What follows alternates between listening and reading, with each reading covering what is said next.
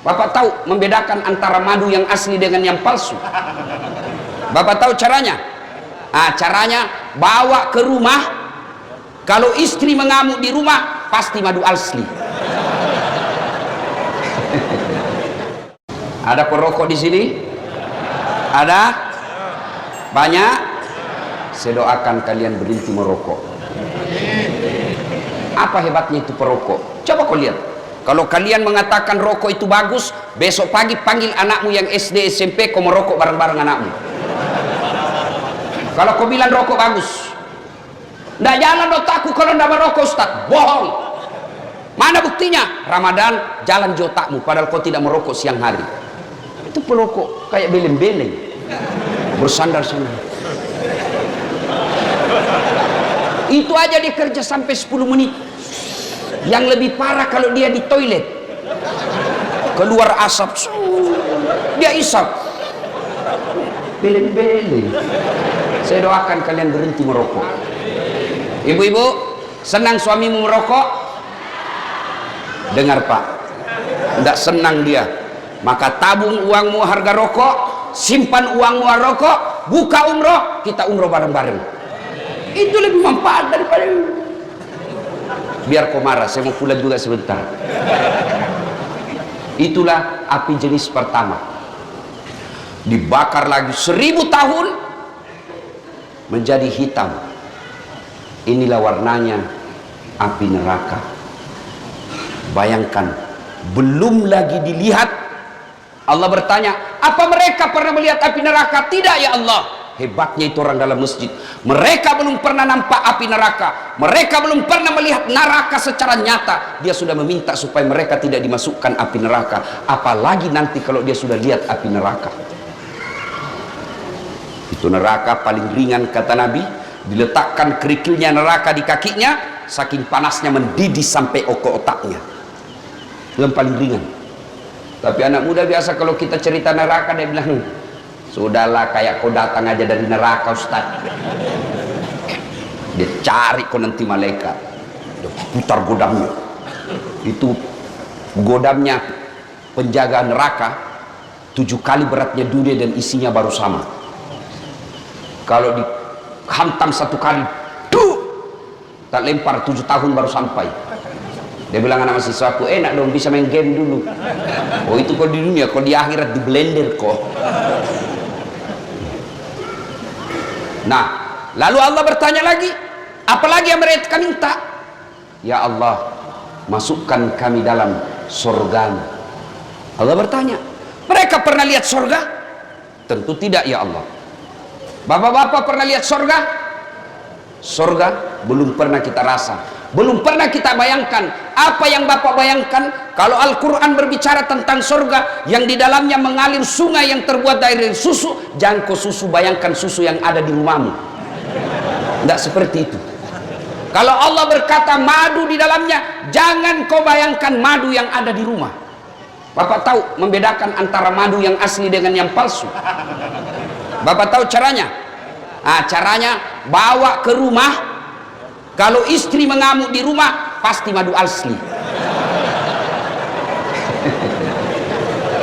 Ibu-ibu terancam malam ini. Ibu-ibu mau cepat masuk surga? Tidak ada jawabnya Pak. Mau ibu? Tidak ada jawab Pak. Silahkan suamimu kawin lagi. Dia bilang, ibu-ibu banyak jalan menuju surga, memang banyak tapi macet. Ini jalur pintas. Pernah dengar cerita penghuni surga sama penghuni neraka? Belum? SMS-an lah penghuni surga sama penghuni neraka. Dia bilang penghuni surga, bagaimana kabarmu di situ bro? Dia bilang, tidak ada enaknya di sini. Di blender terus kita. Siang malam tidak ada kesempatan untuk ngasoh. Waduh, dia bilang banyak artis. Dia bilang sudah hancur semua mukanya. Lalu penghuni surga, penghuni neraka berkata, kamu bagaimana kabarmu di surga? Alhamdulillah, kami nyaman di sini. Dia bilang penghuni neraka, bolehkah kami jalan-jalan ke situ? Dia bilang boleh aja. Tapi bagaimana caranya? Penghuni neraka kan kreatif. Dia bilang gampang. kami dari neraka bikin surga, kamu juga dari neraka bikin jembatan, kami dari neraka bikin jembatan, kamu dari surga bikin jembatan, sama-sama kita bikin jembatan, ketemu di tengah. Setuju? Setuju. Lelang proyek, keluar pemenang tender, waktu pekerjaan 3 hari.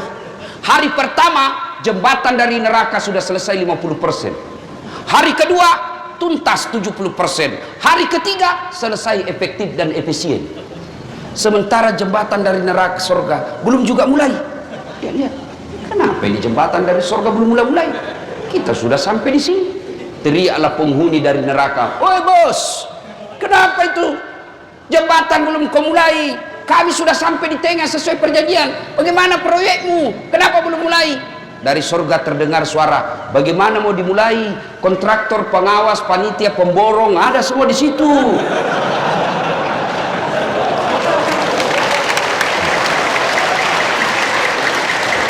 Di sini cuma penghafal Quran, tidak tahu dia hitung kalkulator. Ini biasa di kantor bupati banyak begini. Kontraktor, hati-hati kok. Kau bisa tipu akali Pak Bupati. Kamu bisa tidak dapat sama polisi. Bisa kau sogok penegak hukum, tapi demi Allah kau tidak akan pernah bisa sogok malaikat. Kau kira kau bisa lepas dari pengadilan malaikat?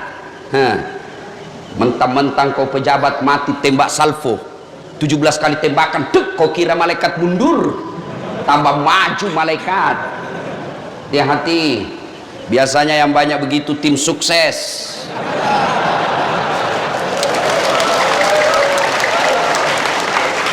Mumpung ada pejabat malam ini di sini, tim sukses ini kadang kala siapa dia yang sukses disuruh bikin baleho 10, 5 jadi bikin, hilang 5 dia makan, kemakan itu uang haram. Proyek-proyek palsu, SPJ palsu, nanti juga neraka surga palsu. Hati-hati kepala-kepala dinas yang ada di tempat ini, jangan main proyek. Kalau kau masih aktif, ditangkap dan diperiksa polisi masih nyaman rasanya kalau masih ada jabatanmu. Tapi begitu sudah 3 tahun kau pensiun baru diungkap kasusmu, makan kau cilaka. Gara-gara kenapa? Banyak kontraktor-kontraktor begini, belum diresmikan jembatan sudah rusak, belum diresmikan pekerjaannya sudah hancur. Kenapa? Karena juga di kantor sudah ambil 20% sebelum dibangun. Kenapa ada 20%? Karena untuk menampil kada perlu duit banyak. Kenapa perlu duit banyak? Karena kalian juga mau disogok. Coba kalau umat Islam tidak ada yang mau disogok, maka terjadilah pemilihan pemimpin yang betul-betul sesuai syariah.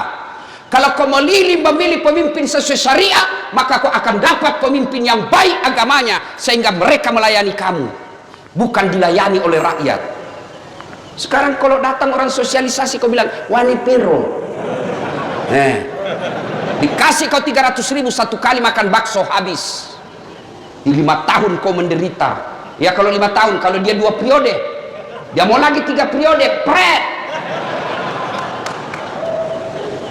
Siapa yang salah? Kita semua salah, umat Islam. Jangan salahkan pejabatmu saja yang korup. Mulai dari cara memilihmu sudah salah. Coba kalau mereka datang, dia dapat duit, kamu bawa duit, kau rekam. Pak, kami tidak butuh duit Pak, kami butuh masa depan. Biar Bapak tidak bawa duit, yang penting anak kami bisa cari kerja yang baik.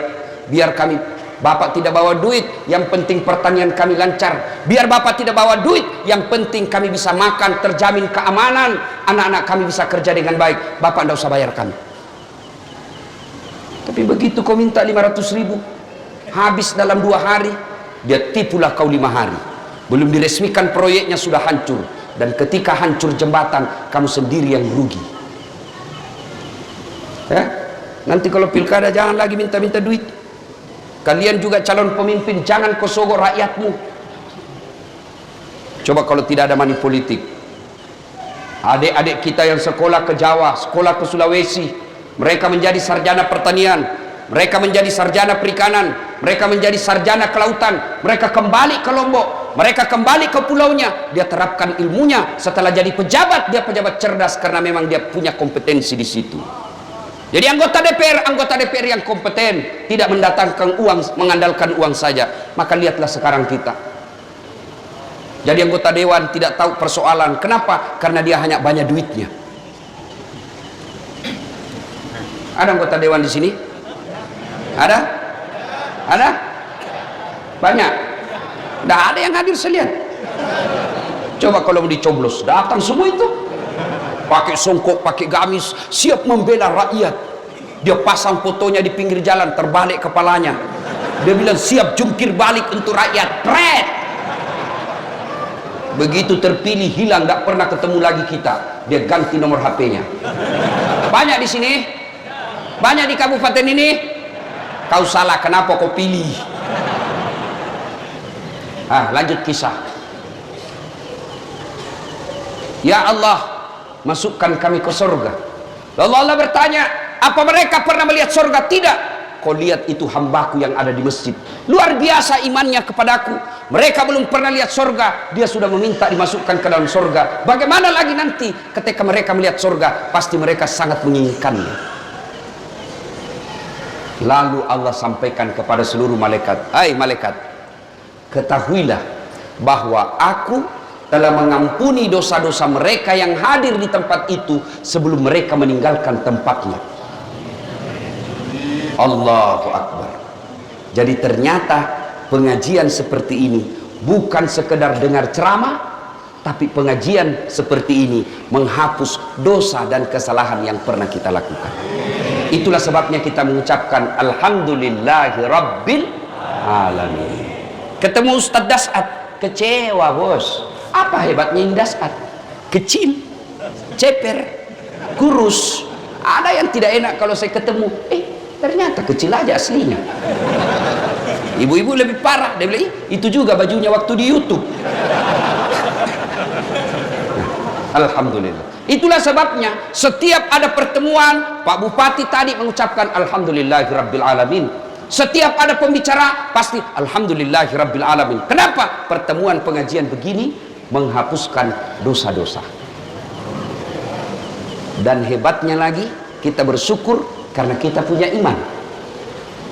Ada orang bapaknya Nabi, anaknya tidak dapat hidayah, kafir dia.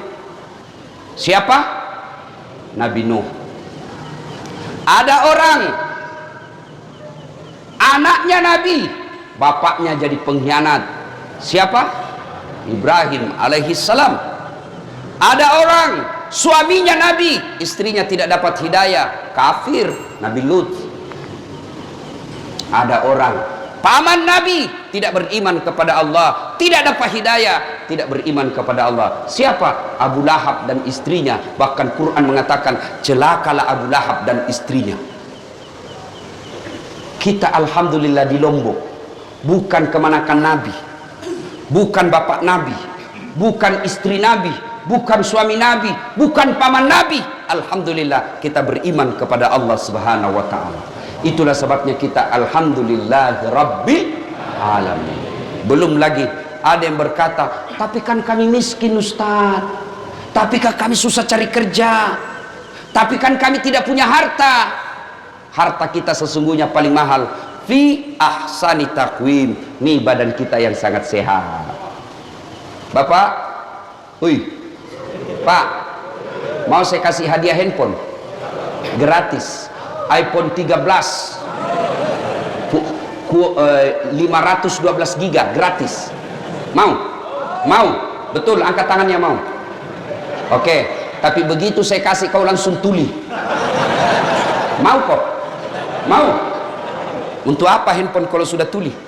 Halo? Rusak lagi nih HP. Halo? Halo?